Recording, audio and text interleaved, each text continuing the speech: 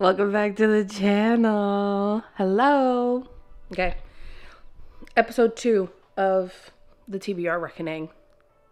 We are currently at 305 books. Never finished Road of Bones from my last episode. So, this one's really short. I think I'm going to start with this one today. A chilling supernatural thriller best read by the fireplace. An essential read for horror and supernatural thriller fans. I'm just scared because it said horror. I already knew it was kind of horror, but the supernatural's killing me a little bit. I didn't read this last night. I could have picked it up, but I was like, I don't want to go to bed scared. So I'm going to start with this tonight. I don't even think it's 250 pages. Yeah, it's 230 or something. So we're going to start with this today. It's morning time. I'm silly. I'm going to start my day. I'm going to read, enjoy my coffee, finish that up.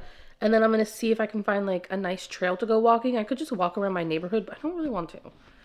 My neighborhood is not like cute for walking, which I know sounds kind of crazy, but like it's just not. It's not very scenic or anything. So I'm going to see if I can find a trail that's not too hard to go for a walk.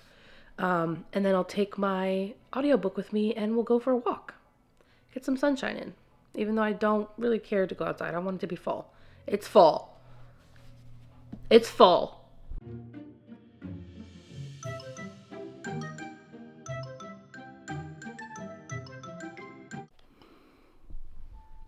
Listen to me. I fully understand that there would be no book if the characters weren't doing the things that they were doing. I totally get that. 100% understand. One thing that cannot be argued is it could never be me. It would never be me. Because y'all are driving down this road and you done almost had an accident because one of you, the driver, almost fell asleep because you're tired. Okay. Yeah, that's one way of God, the higher power I believe in, telling me like, hey, but you want to rethink your choices. Maybe we don't want to do this. Maybe it's not worth it, right? And then you get to the town before the town or whatever, and ain't nobody in the town. Everybody's going out the town. The whole town is just empty. And the person that's guiding you comes running inside, talk about everybody's gone, my family's gone, and he looks like he's scared. And you said, well, let's go outside and look for people. What you mean? I'm not looking for nobody. You mean go get in a truck and drive back? You go back the way we came? Yeah, yeah. I would do that. I would get back in the truck and go that way. Ain't nothing wrong with going back sometimes. I like going back. Sometimes it's nice to walk backwards just for shits and giggles. I'm actually scared. I'm actually kind of scared. Not scared like, oh, something's going to pop out. More like I'm creeped out because why are we looking for the people? Why are we looking for the people? I'm so sorry. God forgive me. I'm not looking for nobody.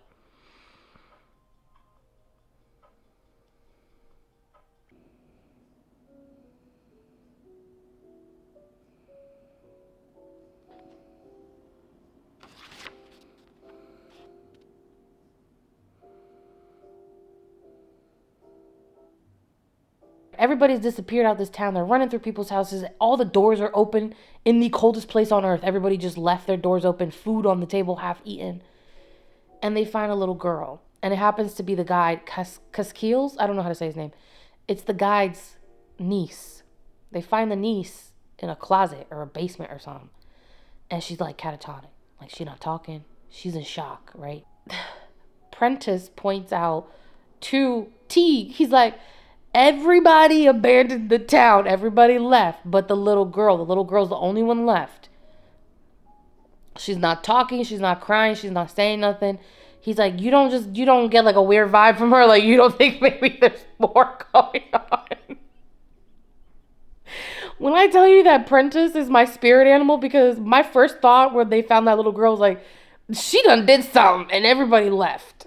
Because why would they leave the little girl by herself? Come on now. Parents, the first thing parents think of when something happens, my kid, where's my kid? I gotta get my kid safe. And they just left the little girl behind. I don't know. I have questions. I have questions about the little girl. And I feel like I might know the answer. But this is a prime example of why I don't fuck with kids in like thrillers and scary.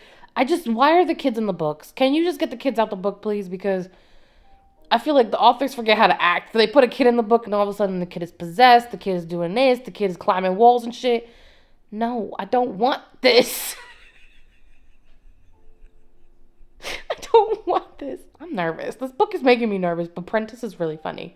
Prentice Jack is his name. He's really funny. He's like, he got injured and they put him on the floor to like fix him up. And he's like, get me off the floor. Or I'm gonna make everybody's night as miserable as my own. I was like, he's funny.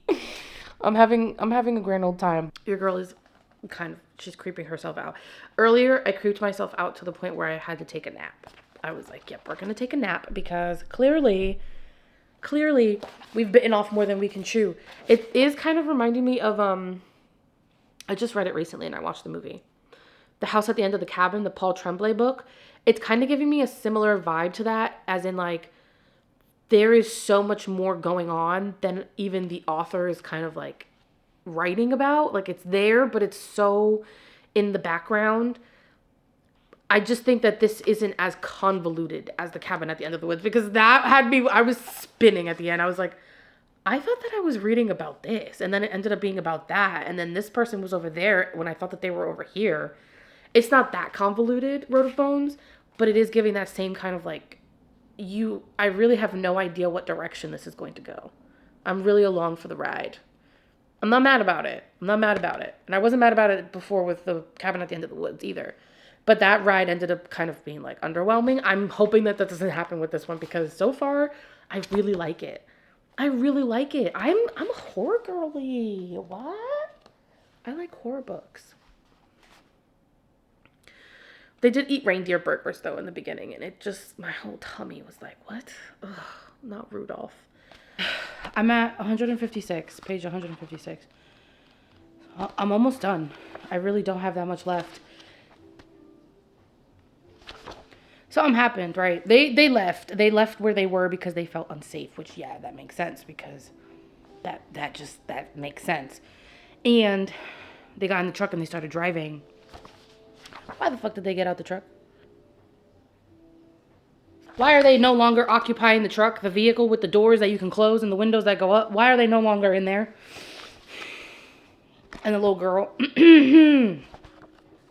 girl talked, right? She said some stuff. And like, they were like, oh, what do you remember? Do you remember anything? And she's like not answering them. And they're pushing, trying to get something out of her to figure out what it is that's happening, because she seems like she might know what the fuck was happening, but she's not talking right.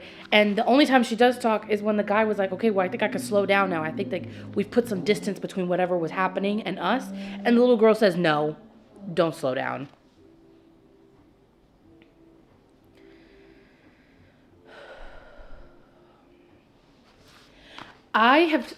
This is a book that is 228 pages long.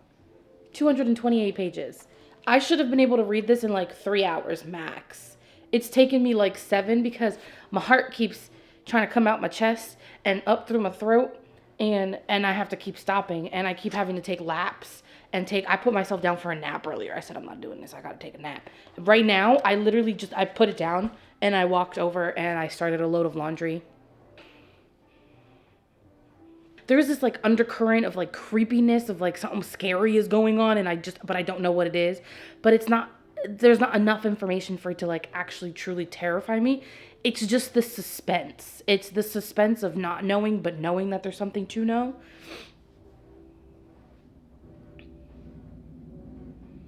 Literally just rocking back and forth because I don't want to pick it back up again. But it's so good. Like he writes so good. It just is scary. It's just scaring me. It's just scaring me. I'm scared. I'm scared.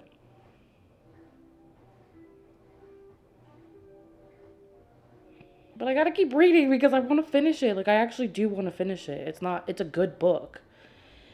It's just like maybe it's a little too good. We're gonna finish it.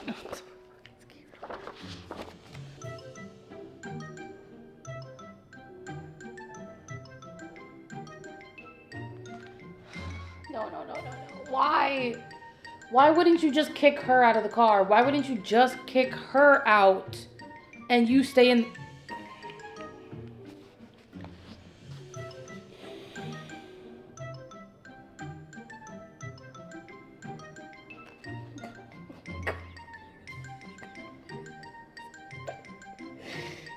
so stressful. What? What? What? She said either I go or she goes.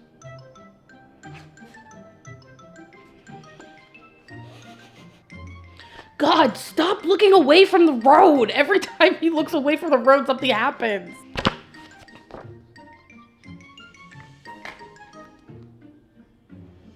He over here trying to say everybody's gonna die. No, no, no, no, no, no.